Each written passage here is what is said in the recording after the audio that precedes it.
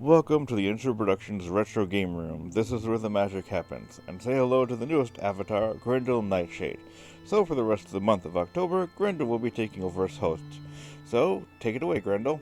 Welcome to the Intro Productions Retro Reviews Halloween Episode 2.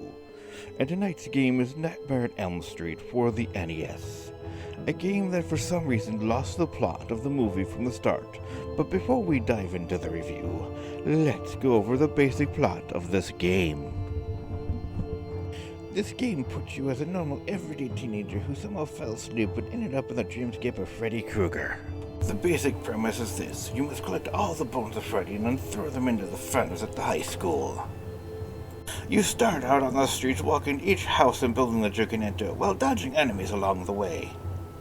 And once you go inside the building, you can't leave until 1, you collect all the bones in that building, and 2, once you collect all the bones, you have to then fight some form of Freddy to get the key to leave and move on.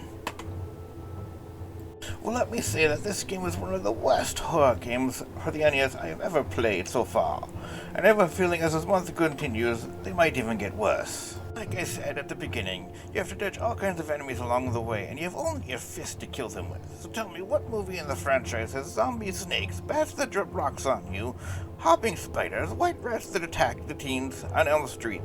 And that's just on the street area. Well, the gameplay is, god-awful. I wanted to try and play all the way to the end for this one, but I got to one part and it told me that I had one more bone left in the area, so I had to do some backtracking. Yeah, I forgot to mention that you will do a lot of backtracking in each area, because just when you think you found them all, the rest just somehow magically appear and you have to backtrack to find them. Don't get me on the controls and jump mechanics, those are just as bad. I mean, I was glad I used cheats on this one, since the jumping reminded me of playing Teenage Mutant Ninja Turtles on the NES, with some of the worst jump mechanics I've ever seen. There were times I was trapped between a wall and a horde of enemies, and the only way to get past them was to let them kill me. And when you die, you get turned into an angel and respawn, which I am surprised, since I had an infinite health treat turned on, that when it respawned me sometimes, it respawned me at an edge of a ledge that I just fell off of, giving me absolutely no time to jump, and I died once again. I get it, you're in Freddy's world and you have to defeat him, but I would have rather beaten him using one of the ways they killed him in the movies. This premise is rather lame.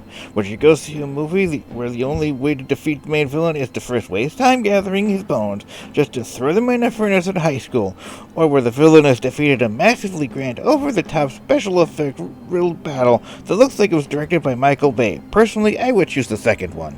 The music, well, is music. At times the first song starts playing and you start to hear a series of beeps, and then more music, and then more beeps. The graphics are what you expect for an NES game. Hell, even look at the splash screen at the start. It looks like they tried to digitize Freddy and then display him on a bloody TV screen.